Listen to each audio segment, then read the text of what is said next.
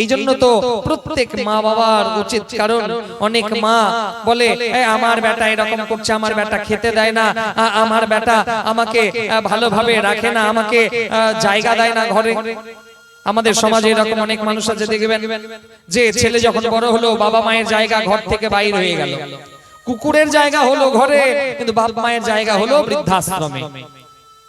দেখবেন যে একটা 35,000 টাকা দামের অ্যালসেসিয়ান কুকুর কিনে নিয়ে আসবে বেটা, কুকুরকে একদম সন্ধ্যা সকালে নিয়ে যাবে রাস্তাতে ঘোরাতে, কুকুরকে ভালো মন্দ কিনে খাওয়াবে, কিন্তু নিজের বাপ মাকে খাওয়াবে না। খুব খুব মজা লাগে, হাসিও লাগে, রাগও লাগে যে কিছু কিছু সন্তানদের কীর্তি আপনাদের এখানে তো গঙ্গা আছে, মাঘী পূর্ণিমার দিনে দেখতে পাবেন, যে মাঘী পূর্ণিমার দিনে বলছে যাদের বাপ মা মারা যায় তারা ওই গঙ্গাতে যাবে, আর দোকান থেকে একদম বড় হাতি পায়ের লুচি কিনবে, মিষ্টি কিনবে। কি করবে লুচি মিষ্টি? ওহো আজকে পূর্ণিমা, আমার বাপ মা মরে গেছে, ওকে খাবার দিতে হবে। বেটা জীবনে কোনোদিন খাওয়ালো না, আজকে মরার পরে গেছে গঙ্গাতে তার বাপ মায়ের উদ্দেশ্যে লুচি মিষ্টি প্রদান করতে। বলো রাধে রাধে। আপনারা কিন্তু ভালো, আপনাদের কথা বলছি না, যারা আসেনি তাদের কথা বলছি। জীবনে দেখবেন যে মা বাবা যখন বেঁচে থাকবে বেটা মিষ্টির ঠোঙা নিয়ে ঢুকবে, বড় বড় হাতি পায়া লুচি নিয়ে ঢুকবে, জীবিত কালে কোনো গ্যারান্টি নাই যে সেই মিষ্টি সেই বাপ মা খেতে পাবে কিনা, কোনো গ্যারান্টি নাই। নিজে খাওয়ার পরে যদি অল্প একটু বাঁচে তাহলে কুকুরের মতন গিয়ে বাপ মায়ের কাছে ফেলে দেয়া হবে,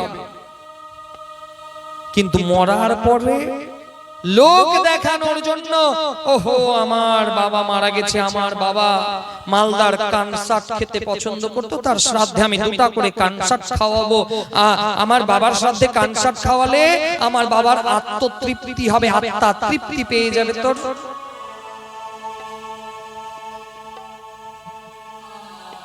রাগ আর সহ্য হয় না। নিজে বেঁচে থাকতে কোনোদিন বাপটাকে খাওয়ালো না, মাটাকে খাওয়ালো না, আর যখন মরে গেছে তখন বলছে যে 1000 লোককে আমি দুটা করে কানসাট খাওয়াবো, আমার বাবার আত্মার শান্তি পাবে। মাকে কোনোদিন একটা পুজোতে কাপড় কিনে দিল না, যে মা কাপড় নতুন কাপড় পরে কোন অনুষ্ঠানে যাবে।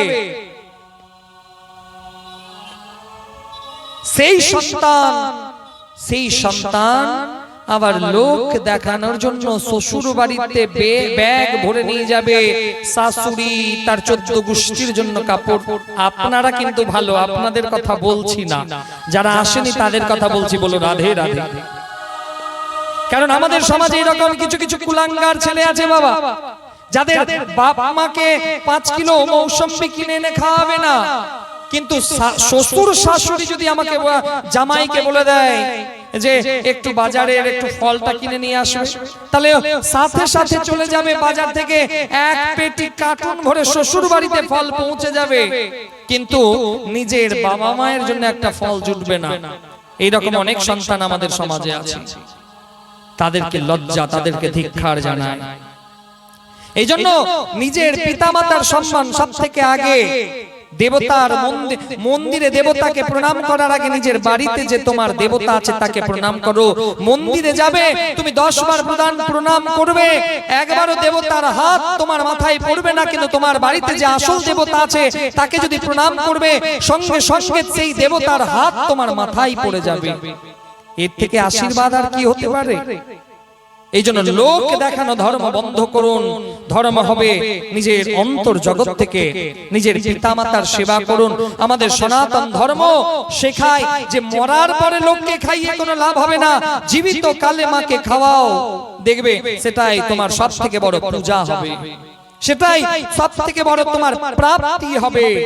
এই জন্য হে সনাতনী, হে সনাতনী, হে হিন্দু সন্তান, প্রত্যেক বাবা মা তার সন্তানকে যেন সংস্কার দেয়, রামায়ণ শোনায়, ভাগবত শোনায়। দেখবেন আপনি যখন আপনার ছেলেকে রামায়ণ শোনাবেন, ভাগবত শোনাবেন, আপনার ছেলে বড় ধার্মিক তৈরি হবে। আর একটা ছেলের চরিত্র নির্মাণ হতে পারে তখনই ছেলে যদি ধার্মিক হয়। অনেকের মনে হতে পারে ছেলে যদি ধার্মিক হয়ে যায় তাহলে তো বৈজ্ঞানিক হবে না, আমার ছেলে যদি সব সময় ধর্ম করে ঠাকুর ঠাকুর করে তাহলে তো আমার ছেলে ইঞ্জিনিয়ার হবে না। ডক্টর এপিজে আব্দুল কালাম তিনি একজন মুসলিম, কিন্তু তার বায়োডাটাতে লিখছেন যে সম্পূর্ণ তার গীতা কণ্ঠস্থ, প্রত্যেক দিন তিনি গীতা পাঠ করতেন, গীতা অধ্যয়ন করতেন, গীতাকে রিসার্চ করেছেন। তিনি তো সাধারণ ব্যক্তি নয়, তিনি তো অসাধারণ ব্যক্তিত্ব, তিনি তো একজন সায়েন্টিস্ট, তিনি তো একজন মুসলমান, কিন্তু তিনিও ধর্মকে মান্যতা দিয়েছেন। এই জন্য ধর্মকে ধারণ করুন, আর যবে যবে ধর্মকে মান্যতা দেবেন না আপনার চরিত্র গঠন হবে না। আর চরিত্র গঠন যদি না হয় তাহলে কি হবে?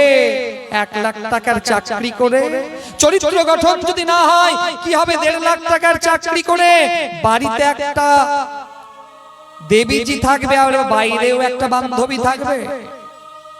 বলো রাধে রাধে।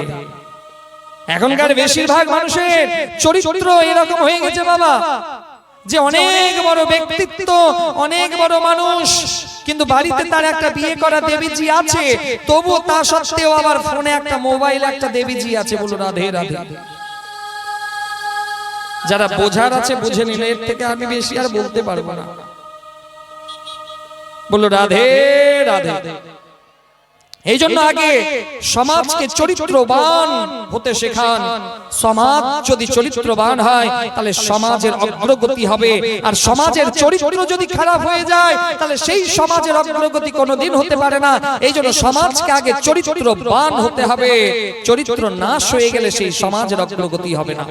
এই জন্য ব্যাসপীঠ থেকে নিবেদন, প্রত্যেক মানুষ চরিত্রবান হন। চরিত্রবান তখনই হবেন যখন আপনি ভগবানের কথাকে শ্রবণ করবেন, ভগবানের চরিত্রকে ধারণ করবেন, তখন আপনি চরিত্রবান হবেন।